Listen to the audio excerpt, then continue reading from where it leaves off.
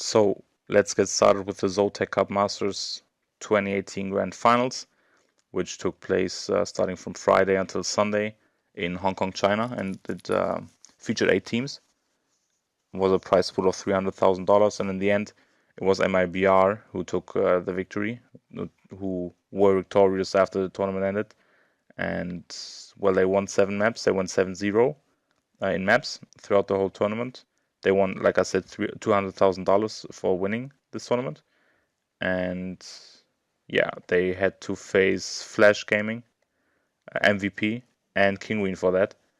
Which, yeah, well, let me just say that some teams had to work harder to win a similar amount of money in the past. So they can actually be MIBR would definitely be happy about that. It's the first tournament that they won under the MIBR brand banner, whatever.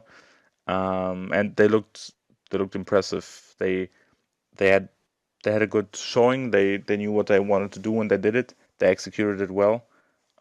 If that's now because of the new coach already, or if it isn't, I guess that it didn't hurt that they got the new coach, which is an improvement. I believe they did a good job of, yeah, like I said before, they executed what they wanted to do quite well. Stewie, Coldzera, and Fallen had the best, are the 3 best rated players of the tournament, right in front of Vardell, who, yeah, in Ghost actually had a great tournament as well. They did really well going into the semifinals, or in the semifinals. The initial matchups were just determined, and then there was a bracket from there. So they first beat Optic, Ghost Gaming, that is, beat Optic in the first round, and then they lost out against Kinguin quite narrowly, but it is what it is. They still had a good showing. Ghost did, and Kinguin did as well, going into the finals. Well, they beat Tai Lu in the first round, which is also impressive. Tai Lu was now the first, or just last week, 2 weeks ago, has been the first Asian team to get into the top 10 of the HLTV rankings. And yeah, Kinguin beat them. Of course, after player break, maybe the players aren't really up to the level that they should be going into a tournament like this. Maybe that was the case. Maybe there was another case. Maybe Kinguin was just that good. It's always hard to get the feeling out of that from one series, especially looking at Tai Lu here. They only play one series now and can't really make too much conclusions from that. Same goes for Optic, in my opinion. There's been a lot of talk about Optic not practicing hard enough and problems being there for the team, which doesn't really make sense for me because, well, they aren't really that together that long. So if they actually have these problems right now, that's a bad sign. Not only for the team but for the players that are in that team. When there's no hunger, what are you playing for? You know what I mean? It's it's early for them. It would be quite early for them to lose motivation or to not even have had motivation, if that's the case. Yeah, let's move on. Let's move on from Optic. Talking about MIBR again, they of course did win this tournament. They won $200,000. Yeah, and they build up quite nice confidence. They had a good confidence boost, I guess, going from the tournament, now traveling back to Europe, or yeah, I guess to Europe, because next tournament in a few days is in Stockholm, DreamHack Masters, which will kick off tomorrow actually. And yeah, they will. I'm not sure if they will actually play on Wednesday. Yes, tomorrow. I don't think so. With them being in Group D. Oh no, I was lying. They actually play on Wednesday already. 4:30 p.m.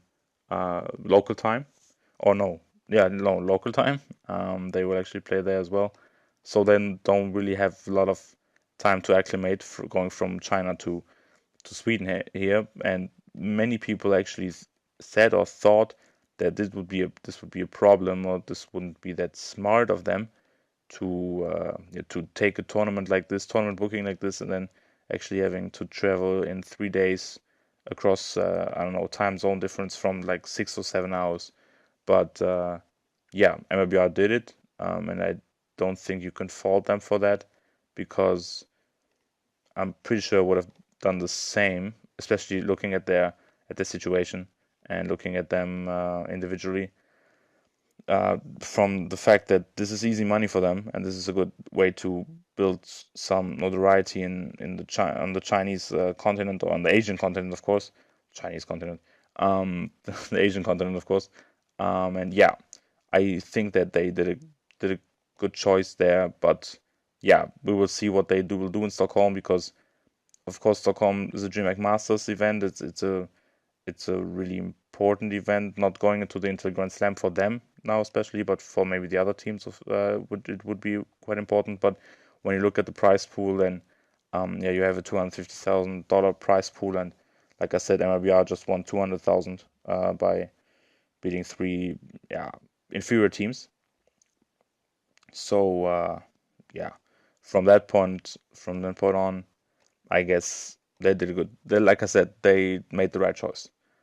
Do I have anything else to say about the ZOTAC Cup Masters? I don't believe so. I just talked about Optic. Yeah, Virtus Pro lost in the first round as well, and they lost against MVP, which, yeah, was the biggest upset in my opinion.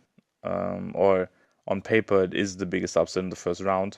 Although Kinguin beat Tyloo, and although Ghost beat Optic, MVP, the Koreans, beating Virtus Pro is, yeah, it's not really crazy, because it's still Virtus Pro that they beat, but it's still remarkable in my opinion that they were able to do that to Virtus Pro, and especially when Virtus Pro picked up Snatchy, and last tournament IM Shanghai, they didn't look that bad. Yeah, if you can say that. I don't think that they looked like, when you looked at their performance in Shanghai, especially the way that they lost against Tyloo in the semis, you wouldn't really have thought that they would come back and lose against MVP in the best of 3 series. But this is what happened as well. Yeah, it's crazy to think that Kinguin is a better team now than Virtus Pro is. We don't really know where Ago stands, because of course Snatchy was from Ago like 3 or 4 weeks ago. He was still there. But they signed a new Alpa. Yeah, Polish scene is interesting as well. But yeah, Virtus Pro, I don't know what to say about them, because I'm not really sure what the path will be for them. Of course, they will be in the new challenger stage in a few weeks for the major, and we will see them there again. So we can only hope, if you're a Virtus Pro fan, you can only hope that they will be better. They will go and improve in London, of course.